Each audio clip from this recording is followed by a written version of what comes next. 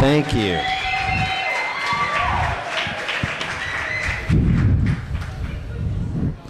Welcome, Moonwork. Thank you, seniors. It's so nice to be here. So glad you guys are here, and it's really nice to be back in New York. Big hand for everybody who performed thus far tonight. A lot of great stuff. Yeah.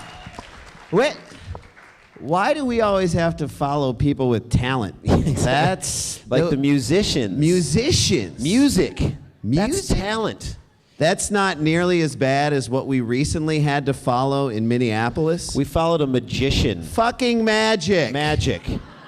This guy pulled a card out of his anus. A card. And it was someone else's card. That's how. Who wasn't even at the club. I know. They called him and said that's amazing. Terrible. But magic, what it did was, it brought into focus the only other time that we had a brush with magic in our lives. And we have to share our little brush with magic with We were you. 20 years old, and our parents went to take us to see magic in Las Vegas at the Hacienda Hotel. Already, it's like the saddest story in history.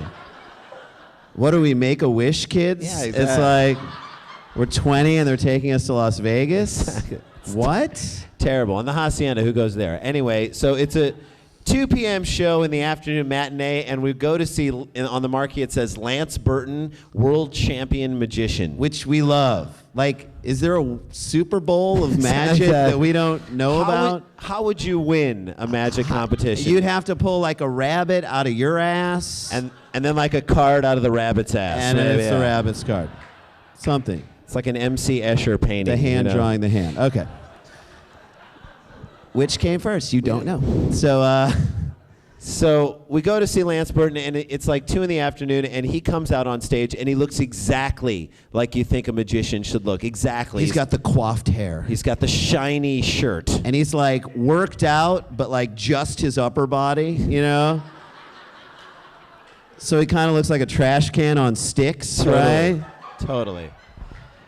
Kept it up on the pec deck. Right? So he's all pumped up in here, and he puts on his like big magical voice, right? His magical voice, and the first thing he does before he starts the show, he says, "Let's get the kids on stage. Let's get the kids on Let's stage. get some kids on stage. Let's get the kids on stage. Let's get some children children on stage. Let's get the kids on stage. Let's get some kids right up on stage right here. Let's get some kids up on the stage. Let's see if we can get some kids right on the stage."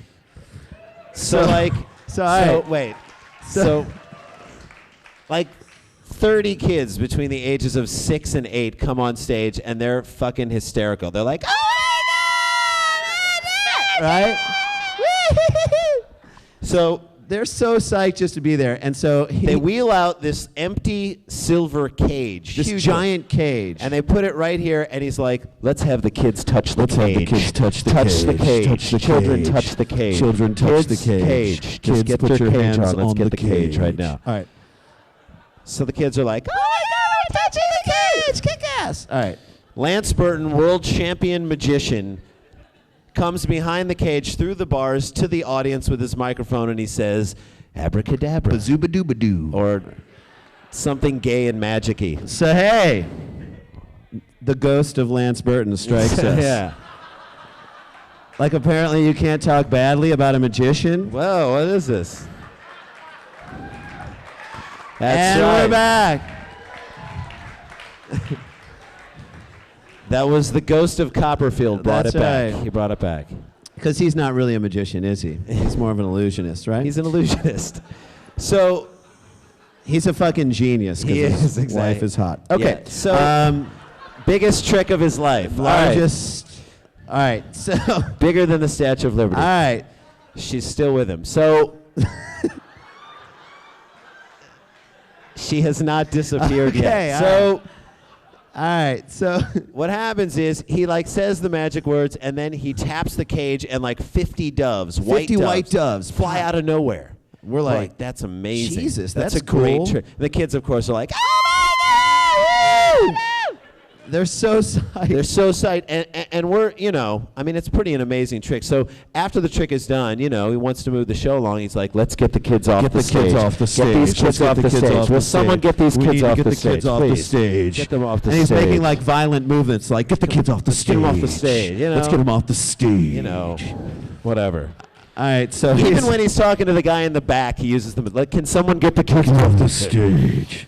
all right, so, but the thing is, the stage is like this stage, and there's only one set of stairs. So, like, all these kids are Like 30 kids. They're trying to get down off the stage, and it's like a log jam. But, you know, it's a 2 o'clock show, and there's, of course, a 4 o'clock and a 6 o'clock and an 8 and a 9 and a 10 and whatever. So they have to move the show along. So meanwhile, there's like 9 kids still left on the stage. They have to move on to the next trick. So what happens is, with the kids still on the stage, the lights go down, the music comes up, the curtain opens, and a topless levitating woman is right here. Okay. All right, let's paint the triangle of shame right here. Tits, kids, us, and our parents. Okay, that's just. Do you see? We're like, So- let's get the kids back up there. Tap her pelvis. See if some doves fly out. about it? How about that? But okay, Lance Burton is not done. Okay, he climbs He kind of starts levitating over her. on top of her and literally starts like dry humping her. Dry He's kind humping of her. dry humping her. and looking at the kids. He's You looking know at what the I mean? kids. At the kids. Yeah, you like it. Yeah, look at this. Yeah. Look at this. Yeah. And he looked at them as if to say, "This is why I'm the world champion." Right here. Do you see this? Come on. Yeah. All right.